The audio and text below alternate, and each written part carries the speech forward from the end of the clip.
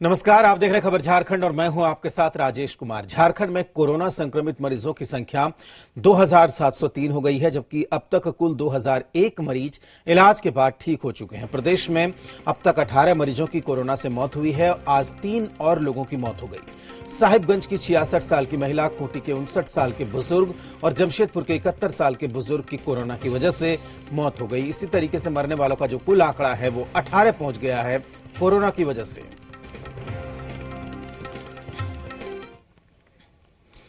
झारखंड में corona virus के संक्रमण का दायरा बढ़ रहा है और अब इसकी जद में फ्रंटलाइन पर डटे कोरोना वॉरियर्स भी आ गए हैं।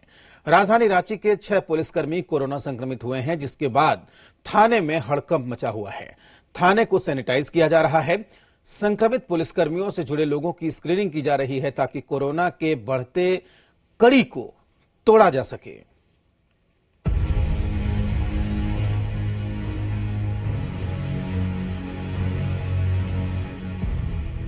रांची के पुलिस स्टेशन में कोरोना वायरस की एंट्री हो चुकी है। शहर के 6 थानों की पुलिस इससे संक्रमित हो चुकी है, जिसने जिला प्रशासन की मुश्किलों को यकीनन बढ़ा दिया है। झारखंड में कोरोना वायरस के संक्रमण का दायरा बढ़ रहा है और रांची में 3 जुलाई को 27 नए कोरोना संक्रमित मरीज मिले और इस संक्रमित में शहर के 6 थाने के जो पुलिस के जवान थे वो भी संक्रमित हुए हैं। और आपको तस्वीर शहर के बरियातू थाने की दिखाएंगे और इस थाने का भी एक मुंशी कोरोना पॉजिटिव पाया गया है। इसके अलावा अगर हम बात करें तो चुटिया, अरगोड़ा, हिंदपीढ़ी, धुरवा थाना के साथ पुलिस लाइन में रहने वाला एक ट्रैफिक का पुलिसकर्मी भी कोरोना पॉजिटिव पाया गया है। बरियातू, चुटिया, अरगोड़ा, हिंदपीढ़ी, धुरवा थाने के साथ पुलिस लाइन कोरोना की चपेट में है, लेकिन रांची में कोरोना को मात देने के आंकड़े प्रशासन के हौसले को मजबूत कर रहा है। हमारा रिकवरी रेट जो है वो 79% है, जो भी अच्छा है। और हमारे यहाँ टोटल नंबर ऑफ टेस्टिंग जो है, जिससे हम लोग का अनुश्रवण काफ़ी अच्छा हो रहा है, वो 22,000 से अधिक है और 333 पर लाख, जो मेरे ख्याल से राज्य के सभी जिलों में से बेटर स्थिति में है। 333 पर लाख का मतलब ये है कि हर 1 लाख व्यक्तियों पे 333 लोगों पे टेस्ट हो चुके हैं। चूँकि एक पब्लिक प्लेस पे थाना, चूँकि जिसमें लोगों की आवाजाही बहुत रहती है और लोग पुलिस फोर्स और अफसर और वरीय अफसर भी वहाँ पर आते जाते रहते हैं, तो उसको हम लोग गंभीरता से ले रहे हैं और डिटेल्ड एक कॉन्टैक्ट ट्रेसिंग हम लोग कर रहे हैं। और जो भी उसमें प्राइमरी कॉन्टैक्ट्स आएंगे उनकी हम लोग सघन टेस्टिंग कराएंगे। झारखंड में कोरोना वायरस के संक्रमण का दायरा बढ़ रहा है और अब इसके जद में सरकारी तंत्र के लोग भी आ गए हैं, जिसके बाद थाना परिसर को सैनिटाइज किया गया। संक्रमित पुलिसकर्मियों में जुड़े लोगों की कॉन्टैक्ट ट्रेसिंग की जा रही है। अभी तक 2000 लोगों को चिन्हित कर लिया गया है और सभी के टेस्ट की प्रक्रिया भी शुरू हो गई है। कि जांच के लिए जिला प्रशासन के द्वारा किया गया था, जो वनरेबल लोग थे उसके बारे में, तो 2 आदमी को हम यहाँ से भेजे थे जांच के लिए। 2 आदमी में से 1 आदमी का पॉजिटिव आया कल शाम को रिपोर्ट। और अभी हम लोग आगे प्रशासन का जो दिशा निर्देश होगा इस संबंध में उसका पालन करेंगे। हम लोग अभी फिलहाल हम लोग जांच के लिए पूरी थाना जो भी संक्रमित के संपर्क में रहा है वो पूरा थाना हम लोग अभी कोविड का जांच कराएंगे। जाहिर है झारखंड में कोरोना से रिकवरी रेट काफी अच्छा है। खासकर रांची में प्रशासन और स्वास्थ्य विभाग कोरोना को मात देने में दिन रात एक किए हुए हैं। उम्मीद है कि 6 थानों की पुलिस भी जल्द ही स्वस्थ होकर हम सबके बीच होगी। कामरान, जी मीडिया, रांची। बोकारो में छाई गिराने को लेकर विस्थापित ग्रामीण और तेनुघाट थर्मल पावर प्लांट के प्रबंधन आमने सामने आ गए हैं। ललपनिया के तेनुघाट थर्मल पावर स्टेशन के पास खाली पड़ी अधिग्रहित जमीन पर छाई गिरने का काम चल रहा था। तभी कुछ स्थानीय महिलाओं ने आकर काम को रोक दिया और जमीन पर दावेदारी पेश कर दी। इस दौरान लाई लदी हुई ट्रकों की लंबी लाइन लग गई। काम रोकने के लिए स्थानीय लोग परंपरागत हथियार लेकर पहुंच गए। किसी तरह से ग्रामीणों को समझाया गया और दोनों पक्षों के बीच बैठक कराई गई। दरअसल ग्रामीणों का आरोप है कि जमीन अधिग्रहित करने के बाद आज तक न तो मुआवजा मिला और न ही नौकरी मिली। जीवन दान करने के लिए हम तैयार हैं। मेरा पिताजी का जमीन है। इस जमीन में जब तक नौकरी नहीं मिलेगा तब तक मेरा जीवन छोड़ेंगे नहीं।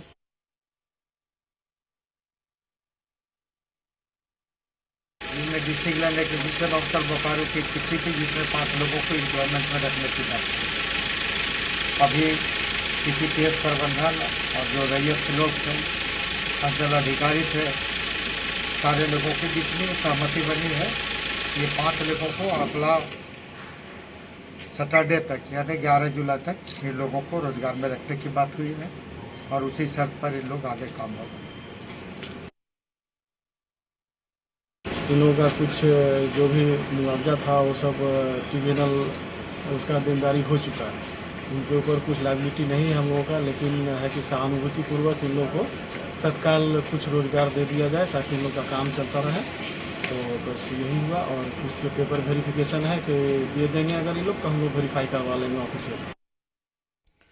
चतरा में नवविवाहिता पर आसमान से मौत गिरी और पल भर में खुशियों का संसार खाक हो गया। ससुराल से पहली बार खुशी खुशी ममता मायके जा रही थी। ससुराल में कैसे बीते 4 दिन इसके बारे में मां और बाबूजी को बताती, लेकिन अब उसकी जुबान खामोश है। चारों तरफ गम का माहौल है। जिस घर से 4 दिन पहले डोली उठी थी वहां अब अर्थी सजाई जा रही है। ममता मायके आ रही थी, उसे मौत ले गई।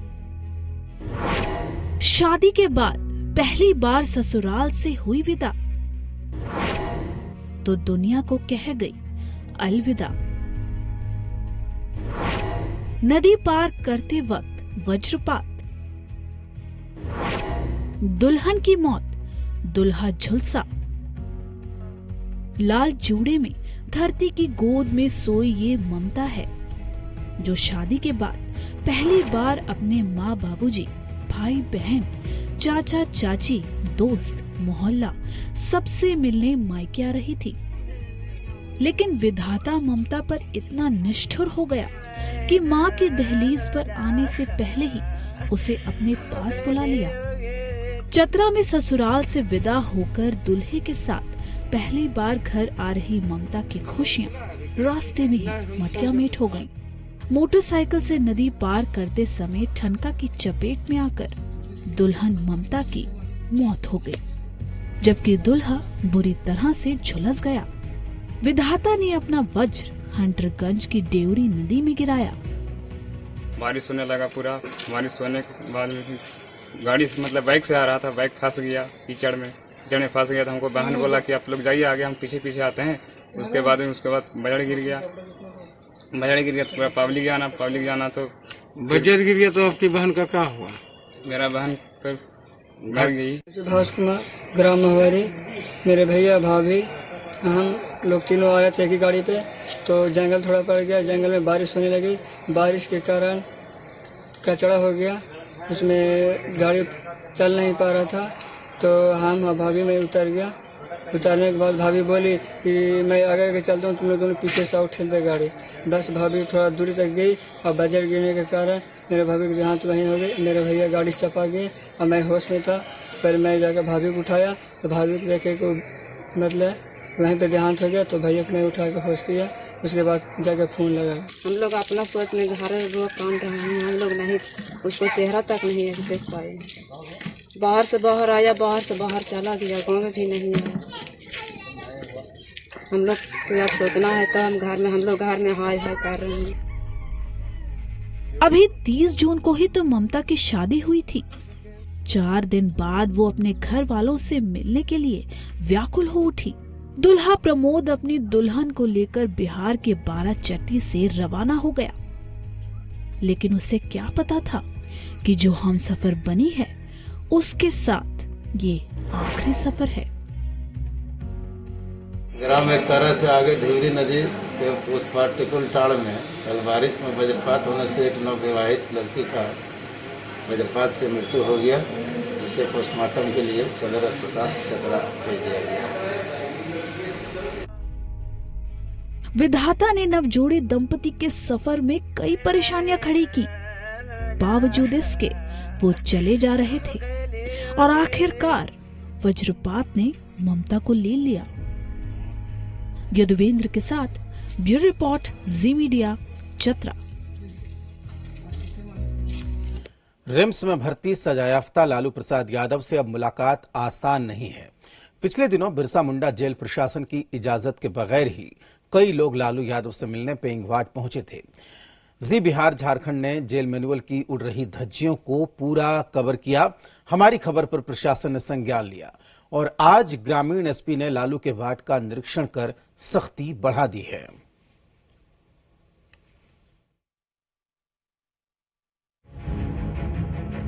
रिम्स के पेइंग वार्ड में इलाजरत सजायाफ्ता लालू यादव से लोग बेरोक टोक मिल रहे हैं, जो जेल मैनुअल के खिलाफ है। पहले मुलाकातियों के लिए एक दिन और समय निर्धारित रहता था, लेकिन अब रिम्स के पेइंग वार्ड में जेल मैनुअल की खुलेआम धज्जियां उड़ाई जा रही हैं। जी बिहार झारखंड ने रिम्स में जेल मैनुअल के उल्लंघन की खबर को प्राथमिकता से दिखाया था।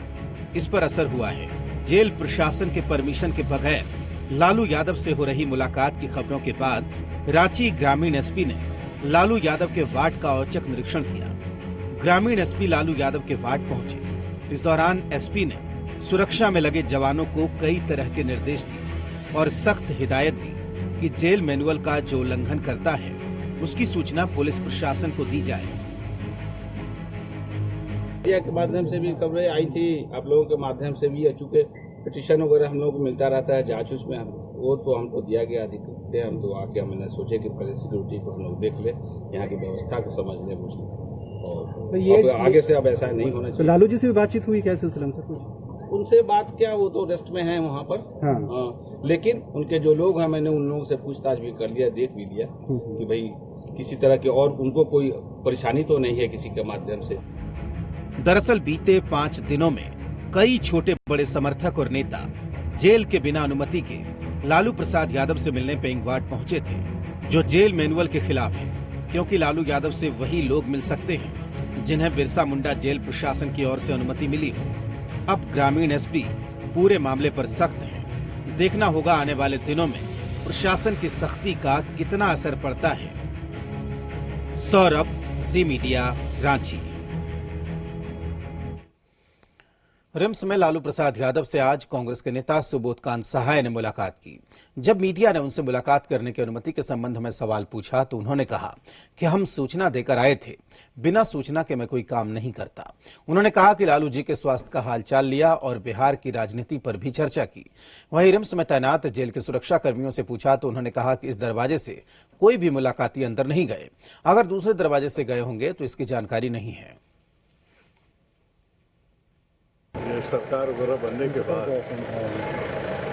मुलाकात नहीं हुई थी, तो स्वास्थ्य के बारे में ही मैं समझता हूँ कि स्वास्थ्य के बारे में ही ज़्यादा महत्वपूर्ण बातें थी, जो घरेलू बात के साथ साथ सबका स्वास्थ्य और जो है राजनीतिक जीवन होने वाले बिहार के चुनाव को हम ये कहें कि नहीं बात हुई, लेकिन कोई ऐसी कोई बातचीत नहीं हुई जो कि बहुत महत्वपूर्ण कहा जा सकता है राजनीतिक।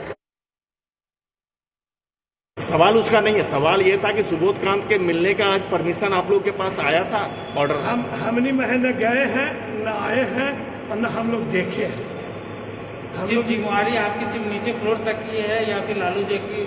नहीं, हम लोग का नीचे है, कोई आदमी नहीं चढ़े। ठीक, इधर से नहीं चढ़े? नहीं चढ़े। आपके नजर से नहीं चढ़े? नहीं जी। आपको जेल से भी परमिशन आया था क्या कि सुबोध जी मिलने वाले? हमने के कोई कुछ नहीं, हमने भिजुन आया है, न कुछ अति हुआ है और न किसी से बात है, न कि देखो न किए कि सुबोध कांत सहाय कौन है। ठीक ठीक। और खबर रांची से ही है। आरजेडी सुप्रीमो लालू यादव की जमानत के लिए दायर की गई याचिका एक बार फिर झारखंड हाईकोर्ट का लालू यादव ने दरवाजा खटखटाया है। चाईबासा कोषागार से अवैध निकासी के मामले में जमानत याचिका दायर की गई है और तर्क ये दिया गया है कि आधे से ज्यादा सजा की अवधि उन्होंने काट ली है, उसी को आधार बनाकर जमानत की अर्जी लगाई गई है। चाईबासा मामले में लालू यादव को 5 साल की सजा हुई है।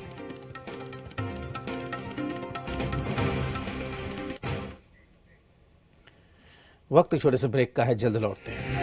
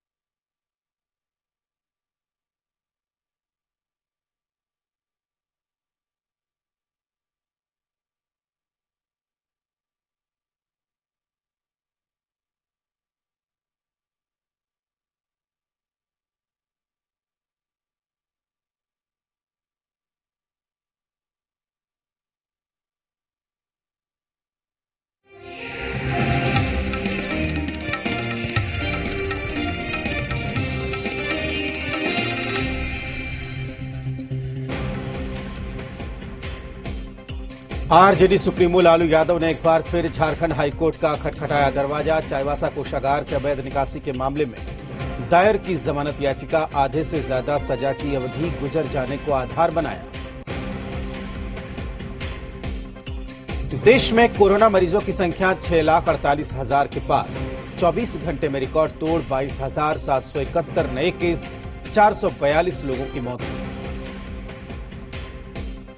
झारखंड में कोरोना मरीजों की संख्या 2,703 तक पहुंची। 2001 लोग ठीक हुए। 678 एक्टिव केस, 18 लोगों की हो चुकी है मौत। झारखंड में कोयला मजदूर संगठनों की हड़ताल तीसरे और आखिरी दिन भी जारी। मजदूरों ने सरकार पर शोषण का लगाया आरोप। कहा, ठेका मजदूर बनाने की कोशिश कर रही है केंद्र सरकार।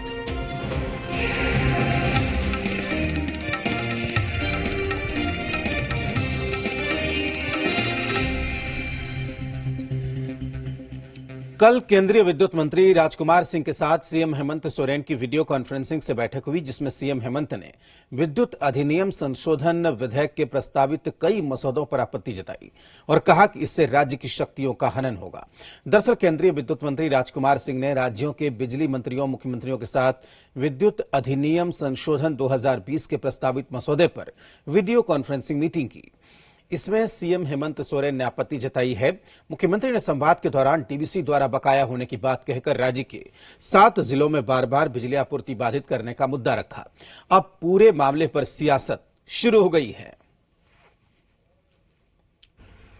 के साथ पूरे देश के राज्यों के ऊर्जा विभाग के मंत्री और मुख्यमंत्री जी के साथ वीडियो कॉन्फ्रेंसिंग में बातें हुई है और इस बात ये विषय था कुछ रिफॉर्म्स करने का, कुछ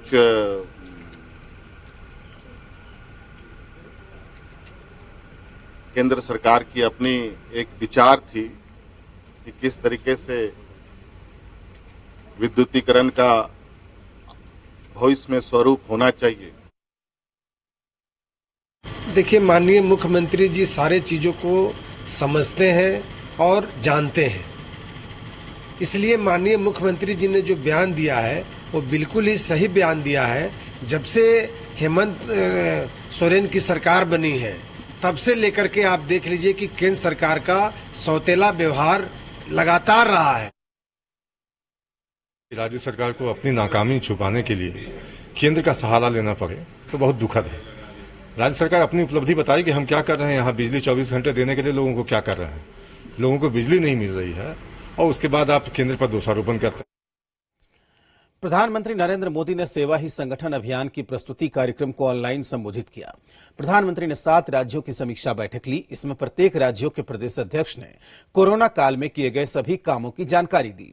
बीजेपी प्रदेश अध्यक्ष दीपक प्रकाश, बीजेपी विधायक दल के नेता बाबूलाल मरांडी, संगठन महामंत्री धर्मपाल, रांची के सांसद संजय सेठ और रांची के विधायक सीपी सिंह सहित कई विधायक और नेता कार्यक्रम में मौजूद रहे।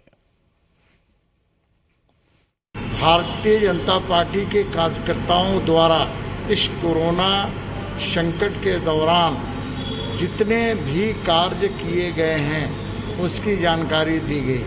हमारे राष्ट्रीय अध्यक्ष माननीय जेपी नड्डा जी ने मार्गदर्शन दिया, साथ ही हमारे देश के आदरणीय प्रधानमंत्री जी ने मार्गदर्शन तो दिया ही, प्रेरणा देने का भी काम किया। पूर्ववर्ती रघुवर सरकार पर जेएमएम ने जमीन की लूट का आरोप लगाया। जेएमएम महासचिव सुप्रियो भट्टाचार्य ने बड़ा आरोप लगाते हुए कहा कि रघुवर दास की सरकार में आदिवासी रैयत फॉरेस्ट जमीन के साथ साथ गैर मजरूआ जमीन को भी करीबियों को बांटा गया। मामले में जेएमएम महासचिव ने डीड के 2 पेपर भी मीडिया को दिखाए और कहा कि यह पूरा मामला 1400 एकड़ जमीन से जुड़ा हुआ है। वहीं उन्होंने कहा कि बुंडू में हुई इस जमीन की लूट में नियमों को ताक पर रख दिया गया। इन दोनों जमीन की रजिस्ट्री 27 फरवरी 2019 की है। एक का डीड नंबर 1881 है और दूसरे का 1882। इस 1400 एकड़ की जमीन में 228.56 एकड़ फॉरेस्ट जमीन शाकंभरी बिल्डर को दिए जाने की बात कही। जेएमएम आदिवासी रैयत जमीन 714.92 जमीन गैर मजरूआ जमीन है, जिसमें 513.38 एकड़ है। वहीं 3.8 एकड़ जमीन है। इसके साथ ही जेएमएम महासचिव ने कहा कि ये जमीन बीजेपी के करीबियों को दी गई। ये दोनों डीड ताजुब कर देगा कि बुंडू प्रखंड का संपूर्ण एक मौजा जो लगभग 1450 एकड़ से भी ज्यादा है, उसकी लूट हो गई। धनबाद में बीसीसीएल की राजापुर आउटसोर्सिंग कोयला परियोजना में गुरुवार को हुए हैवी ब्लास्टिंग में बेदनी देवी घायल हो गई, जिसे पीएमसीएच में भर्ती करवाया गया। आज झरिया विधायक पूर्णिमा नीरज सिंह धनबाद पीएमसीएच पहुंची और फीमेल सर्जरी वार्ड में उनका हालचाल जाना।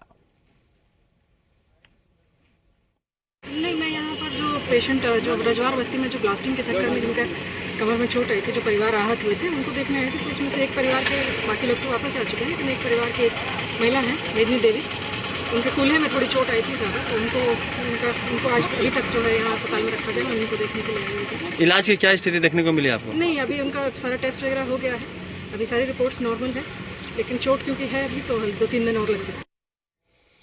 रांची विश्वविद्यालय छात्रों के लिए पहली बार योग डिग्री कोर्स शुरू कर रहा है। रांची विश्वविद्यालय के वीसी डॉक्टर रमेश पांडे और विश्वविद्यालय के अधिकारियों ने योग कोर्स शुरू करने का फैसला किया है। Ranchi university undergraduate UG level पर योग की पढ़ाई शुरू करेगा। योग की 3 साल की डिग्री कोर्स की शुरुआत मौजूदा सत्र 2020 में 2023 में किया जाएगा। इस कोर्स में एडमिशन अगले महीने से शुरू कर दिया जाएगा। इससे पहले रांची यूनिवर्सिटी एडमिनिस्ट्रेटिव ने इसके सिलेबस की तैयार करने के लिए 7 सदस्यों की टीम भी गठित कर ली है। रांची विश्वविद्यालय की तरफ से जो योगा क्लास का शुरुआत किया गया है, मैं उसका पूर्ण रूप से समर्थन करता हूं और उसका स्वागत करता हूं और आम सभी छात्र छात्राओं से यह आग्रह करता हूं कि रांची विश्वविद्यालय के इस क्लासेस में सभी बढ़ चढ़कर इसका लाभ उठाएं और योगा करें। योगा करने से लोगों को बहुत सारे रोगों की निवारण होती है। आज के इस महामारी के दौर में भी योगा करने से मन मस्तिष्क से लेकर शरीर की बहुत सारे ऐसे बीमारियां हैं जो कि सिर्फ योग करने से दूर होती है। साहिबगंज के शहीद जवान कुलदीप उरांव को आखिरी विदाई दी गई। उनके पैतृक गांव में ही उनका अंतिम संस्कार किया गया। कुलदीप उरांव श्रीनगर में आतंकियों से मुठभेड़ में शहीद हुए थे। आज पूरे राजकीय सम्मान के साथ उन्हें अंतिम विदाई दी गई। उनके विदाई समारोह में सीआरपीएफ के आईजी, डीआईजी, साहिबगंज के डीसी, राजमहल विधायक सहित कई गणमान्य लोग शामिल हुए।